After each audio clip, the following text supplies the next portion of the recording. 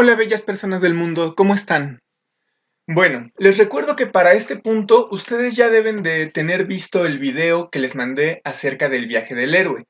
Lo vamos a relacionar un poco con el tema de esta clase, que son los estadios arquetípicos del personaje. Vamos a ver que son lo mismo, que son a final de cuentas estructuras clásicas para contar historias. ¿Qué tan clásicas? Desde que tenemos evidencia de la ficción, estas estructuras se utilizan. Ya en la epopeya de Gilgamesh, que es el primer relato de ficción del que se tiene evidencia en la humanidad, está estructurado a partir de estos arquetipos. Está estructurado a partir de ese viaje del héroe que propone Campbell. Así que vamos a ver qué tienen estos arquetipos que no nos cansamos de estructurar historias a partir de ellos. Lo que tienen es que son estructuras orgánicas. La biología de nuestro cuerpo funciona como estas estructuras.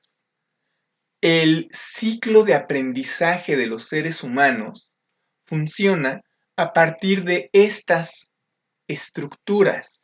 Entonces no son simplemente un invento que vaya a pasar de moda. Por algo son clásicos. Llevamos usándolo desde que la humanidad cuenta historias. Ahora, ¿qué es un estadio? Bueno, un estadio es un momento por el que pasamos a lo largo de nuestra vida. ¿Y qué es un arquetipo? Eso es un poco más complejo, tal vez. El arquetipo es una tipología de los personajes. A diferencia del estereotipo, que es una tipología reduccionista, que es reducir a un personaje a sus características más socialmente identificables, el arquetipo agarra características antiguas, características de los roles humanos que hemos tenido desde que somos humanidad. La maternidad, por ejemplo, el bufón es otro arquetipo, el gobernante, el sabio, etcétera. Todos estos roles que ha habido en todas las sociedades humanas y que se siguen repitiendo en las sociedades humanas son arquetipos por los que puede habitar un personaje y un mismo personaje puede ir habitando distintos arquetipos en la historia, yéndose irse descubriendo a sí mismo a partir de habitar distintos arquetipos. Abajo hay una frase. Dice, todos recorremos el mismo camino, aunque a veces las pausas son largas. Los relatos modernos y postmodernos hacen énfasis en estas pausas y hacen énfasis en el desorden de estos mismos arquetipos, pero no es que los dejen de utilizar. Si nosotros contamos una historia de atrás hacia adelante, estamos utilizando los mismos arquetipos, pero en reversa. Si nosotros utilizamos solo uno de estos arquetipos para contar nuestra historia y renegamos de los demás, no quiere decir que desaparezcan, simplemente que no los estamos mostrando, que no estamos mostrando más que una fase en la que nuestro personaje está atorado. Así que estas pausas y a cuál de estos arquetipos nuestro personaje se vuelve adicto, por decirlo de algunas formas, también definen la forma en que narramos, también definen nuestra estética como escritores. Vamos a pasar al primer arquetipo. El primer arquetípano, perdón, el primer arquetipo es la orfandad, o el primer estadio más bien es la orfandad. La orfandad tiene que ver con la carencia, con algo que le falta a nuestro personaje y que es muy importante para él. Pero muchas veces nos falta algo y no sabemos nombrarlo, no sabemos qué es. Simplemente vivimos con esa carencia. Cuando el personaje localiza su carencia, se da cuenta de que se tiene que mover. Y entonces cambia de arquetipo. Aquí dice, detrás de toda voluntad hay una carencia. Recordemos que los personajes dramáticos son guiados por el deseo. Hay un deseo que los mueve hacia adelante. ¿Pero qué deseamos? Los deseos que nos definen tienen que ver con lo que nos falta profundamente hablando. Bueno, por aquí un pequeño chiste en donde el Joker pregunta, ¿qué le dijo un huérfano a otro? Robin, sube al batimóvil. ¿Qué pasa después? Llega el momento del aprendizaje. Así como Mulan tiene su secuencia de entrenamiento y hemos visto en miles de películas secuencias de entrenamiento, todos los personajes, de una forma o de otra, pasan por un momento de aprendizaje, por un momento en el que van adquiriendo las herramientas que les van a servir durante la lucha. ¿Cuál lucha? Ya lo veremos, no nos vamos a adelantar tanto.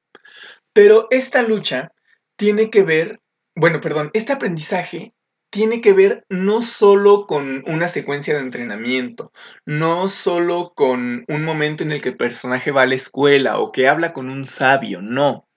En realidad, muchas veces el aprendizaje oculto dentro de la secuencia de aprendizaje es el verdaderamente importante. ¿Qué sucede?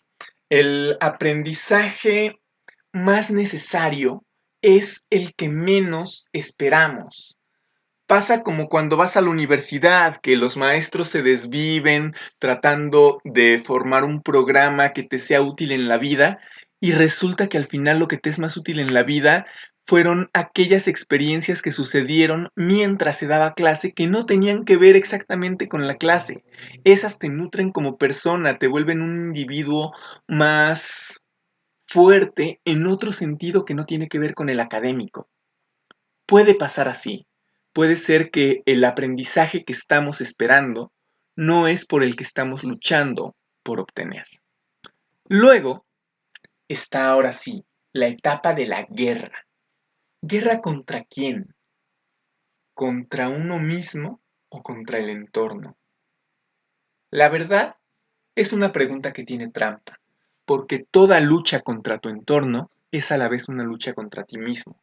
Y toda lucha contra ti mismo es a la vez una lucha contra tu entorno. Esto lo vemos en la imagen que tenemos acá, en donde está Arjuna y Krishna en el campo de Kurukshetra, librando una batalla que va a definir la historia de la India.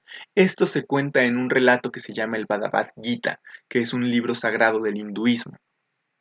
En este libro, estando en pleno campo de batalla, a Arjuna se le revela la verdadera identidad de Dios, y con eso entiende su sentido en la vida y el sentido trascendental del universo. Entonces, una batalla no es solo poner a dos robots a darse de golpes, ni poner muchas explosiones, no. La guerra tiene que ver con la confrontación, con confrontarse uno mismo con el mundo y al mundo con uno mismo. Esa es la verdadera guerra. Luego está la experiencia del martirio.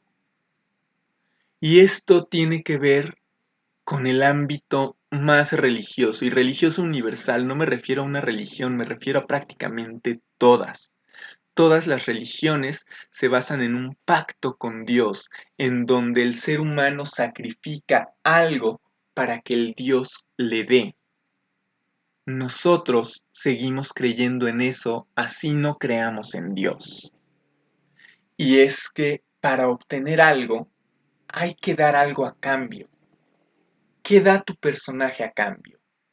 ¿Qué está dispuesto a sacrificar para obtener lo que desea? Es más, podemos ir todavía más allá.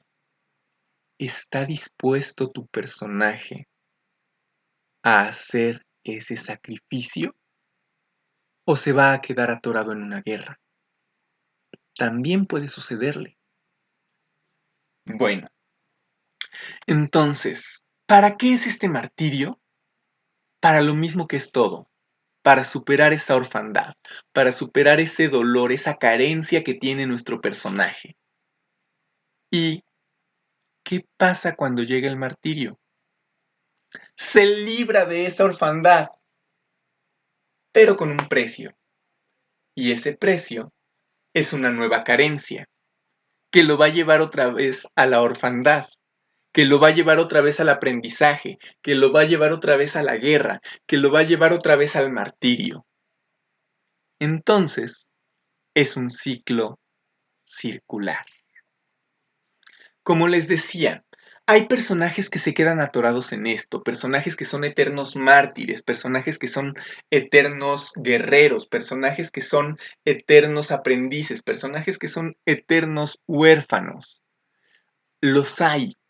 Y quedarse atorado en uno de estos arquetipos nos da historias con una mini trama, con estas historias en las que parece que no pasa mucho, en donde todo es una lucha interior por salir de este bucle interno.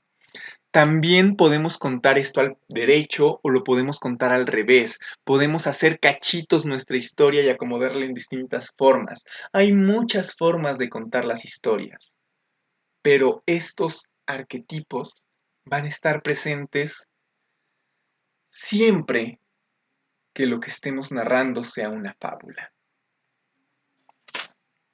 Ok, ya tenemos esto. Ahora, ¿qué sigue? Dos actividades. La primera, en parejas. En parejas van a elegir una película que les guste a ambos. Van a analizar quién es su protagonista y van a ver cómo es que transita por estos arquetipos, cómo es su orfandad, cómo es su proceso de aprendizaje, cómo es su guerra y cómo es su martirio. La segunda es una actividad individual. En esta actividad individual, lo que ustedes van a hacer es decirme, con el personaje que ustedes están creando, cómo se van a dar estos cuatro arquetipos. ¿Cuál es la carencia de ese personaje? ¿Qué es lo que tiene que aprender? ¿Cuál es la lucha que tiene que librar? ¿Y qué es lo que debe sacrificar? ¿Ok? Cualquier duda que tengan, por favor, háganmela llegar, ya saben los medios. En la próxima clase resolveremos todas las dudas que hayan surgido al realizar estos ejercicios, todos los comentarios que ustedes tengan acerca de este tema que puede ser bastante apasionante. Y no se olviden, también les dejo en nuestra bibliografía El héroe de las mil caras de Joseph Campbell, que nos va a servir para profundizar mucho más. Es un libro, pues, completo, pero vale la pena leerlo. Es un viaje de sabiduría ancestral. También les dejo por ahí los libros de McKee y Sitfield acerca del guión, en donde ustedes van a poder comparar cómo estas estructuras se van repitiendo en procesos más actuales que ha descubierto el cine hollywoodense y en los que se basa prácticamente todo el cine hollywoodense. Entonces, tienen material de consulta, podemos seguir hablándolo en clase. Pueden contarme, por favor, sus experiencias al aplicar esto a sus historias y nos vemos próximamente. Que tengan un muy bonito día. Hasta pronto.